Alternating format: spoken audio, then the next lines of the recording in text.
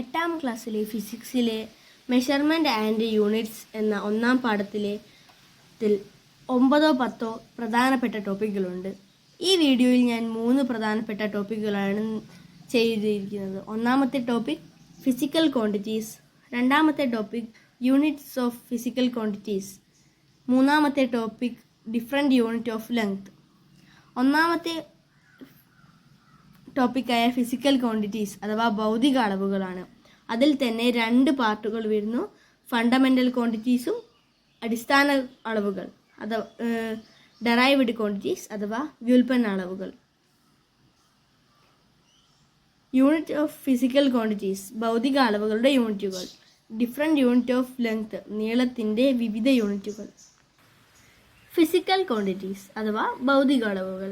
എന്താണ് physical quantities? It is a measurable property of a physical system or object that can be expressed in terms of numbers and units. പ്രശ്നങ്ങൾ പരിഹരിക്കുന്നതിനും വേണ്ടി വസ്തുക്കളുടെയും പ്രതിഭാസങ്ങളുടെയും സ്വഭാവ സവിശേഷതകൾ അളന്നു പ്രസ്താവിക്കേണ്ടതുണ്ട്. ഇത്തരം അളവുകളാണ് ഭൗതിക അളവുകൾ. ഫിസിക്കൽ ക്വാണ്ടിറ്റീസിൻ്റെ കുറച്ച് എക്സാമ്പിൾസ് നോക്കാം നമുക്ക്. ലെങ്ത് നീളം, മാസ്, ടൈം സമയം, പ്രഷർ, ടെമ്പറേച്ചർ താപനില, ഇലക്ട്രിക് കറണ്ട് വൈദ്യുതി പ്രവാഹം, എനർജി ഊർജം, ലുമിനിയസ് ഇൻറ്റൻസിറ്റി പ്രകാശ തീവ്രത. ഒരുപാട് ഫിസിക്കൽ ക്വാണ്ടിറ്റീസ് ഉണ്ട്, അതൊന്നും നമുക്ക് ആവശ്യമില്ല. ഇനി നമുക്ക് ടെക്സ്റ്റ് ബുക്കിലെ ഒരു പ്രവർത്തനത്തിലേക്ക് പോകാം. Situation: measuring the depth of a pit. Physical quantity length. Measuring the weight of vegetables. Mass. Taking measurement by a tailor. Length. Using a stopwatch in a race. Time. Measuring a blood pressure. Measuring body heat. Temperature. ഇനി രണ്ടാമത്തെ ടോപ്പിക്കായ fundamental quantities അഥവാ അടിസ്ഥാന അളവുകൾ എന്താണെന്ന് നോക്കാം. എന്താണ് fundamental quantities? Fundamental quantities are quantities that exist independently and cannot be expressed in terms of other quantities.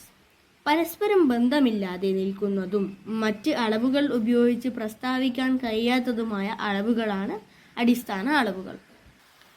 Fundamental quantities അഥവാ അടിസ്ഥാന അളവുകളുമായി ബന്ധപ്പെട്ട് ഒരു പ്രവർത്തനം നമുക്ക് നോക്കാം.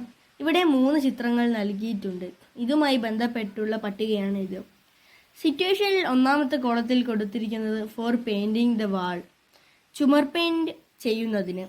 ഫിസിക്കൽ ക്വാണ്ടിറ്റി എന്ന കോളത്തിൽ കൊടുത്തിരിക്കുന്നത് ഏരിയ എന്നാണ്, പരപ്പളവ്. ഏരിയ കണ്ടെത്തുന്നത് ലെങ്ത് ഇൻറ്റു വിഡ്ത്ത് എന്ന രീതിയിലാണ്, നീളം ഇൻറ്റു വീതി. സിറ്റുവേഷനിൽ രണ്ടാമത്തെ കോളത്തിൽ കൊടുത്തിരിക്കുന്നത് measurement of medicine or liquid. Physical ക്വാണ്ടിറ്റിയിൽ കൊടുത്തിരിക്കുന്നത് വോളിയം എന്നാണ്. വോളിയം കണ്ടെത്തുന്നത് circumference of the measuring jar and into height. അളവു ജാറിൻ്റെ ചുറ്റളവ് ഇൻറ്റു ഉയരം. ഇവിടെ 2 ചോദ്യങ്ങൾ നൽകിയിട്ടുണ്ട്. ഒന്നാമത്തെ ചോദ്യം, which are the quantities used here to find area and volume, length or height. പരപ്പളവ്, വ്യാപ്തം എന്നിവ കണ്ടെത്താൻ ഇവിടെ ഏതെല്ലാം അളവുകളാണ് ഉപയോഗിച്ചിരിക്കുന്നത്? നീളവും ഉയരവുമാണ് ഉപയോഗിച്ചിരിക്കുന്നത്. All of them are distance between 2 position and they? Yes. ഇവയെല്ലാം ഇവിടെ 2 ഭൗതിക അളവിലും, അതായത് ഏരിയ പരപ്പളവ്, വോളിയം വ്യാപ്തം, 2 സ്ഥാനങ്ങൾക്കിടയിലുള്ള ദൂരം എന്നത് നീളം എന്ന ഭൗതിക അളവിനെ സൂചിപ്പിക്കുന്നു. പരപ്പളവ്, വ്യാപ്തം എന്നീ അളവുകളെ കണ്ടെത്താൻ നീളം എന്ന അടിസ്ഥാന അളവാണ് നമ്മൾ ഉപയോഗിച്ചത്. ഇങ്ങനെ അടിസ്ഥാന അളവുകൾ ഉപയോഗിച്ച് കണ്ടെത്താവുന്ന മറ്റ് അളവുകൾ വ്യുൽപ്പന്ന അളവുകൾ എന്നാണ് അറിയപ്പെടുന്നത് അഥവാ വിളിക്കുന്നത്. Quantities that can be expressed in terms of fundamental quantities are derived quantities. ഞാൻ പാഠത്തിൻ്റെ തുടക്കത്തിൽ തന്നെ പറഞ്ഞിരുന്നു, ഒരു ഫിസിക്കൽ ക്വാണ്ടിറ്റി പ്രസ്താവിക്കണമെങ്കിൽ ഒരു സംഖ്യയും അതിന് വേണ്ട ഒരു യൂണിറ്റും വേണം. ഇവിടെ ഗ്യാസ് സിലിണ്ടറിൽ 14.2 kg എന്ന് എഴുതിയിട്ടുണ്ട്. Mass marked on the cylinder എന്ന് വെച്ചാൽ 14.2 ഇവിടെ സംഖ്യയും കിലോഗ്രാം എന്നത് യൂണിറ്റുമാണ്. So the physical quantity of mass is indicated using a numerical value സംഖ്യാമൂല്യം ആൻഡ് എ യൂണിറ്റ് കിലോഗ്രാം. ഇനി നമുക്ക് വീണ്ടും ഒരു പ്രവർത്തനത്തിലേക്ക് പോകാം.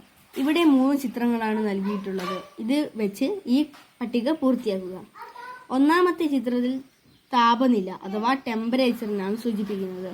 അതിൻ്റെ ന്യൂമറിക്കൽ വാല്യൂ 37.8 യൂണിറ്റ് സെൽഷ്യസ് ആണ്. അത് വായിക്കുന്നത് 37.8 ഡിഗ്രി സെൽഷ്യസ് എന്നാണ്. രണ്ടാമത്തെ കോളത്തിൽ ലെങ്ത് അഥവാ നീളം, അതിൻ്റെ ന്യൂമറിക്കൽ വാല്യൂ 165 യൂണിറ്റ് സെൻറ്റിമീറ്റർ. അത് വായിക്കുന്നത് 165 സെൻറ്റിമീറ്റർ. മൂന്നാമത്തെ കോളത്തിൽ കൊടുത്തിരിക്കുന്നത് വോളിയം അഥവാ വ്യാപ്തം. അതിൻ്റെ ന്യൂമറിക്കൽ വാല്യൂ 1. അതിൻ്റെ യൂണിറ്റ് ലിറ്റർ. അത് നമ്മൾ വായിക്കുക 1 ലിറ്റർ അഥവാ 1 ലിറ്റർ.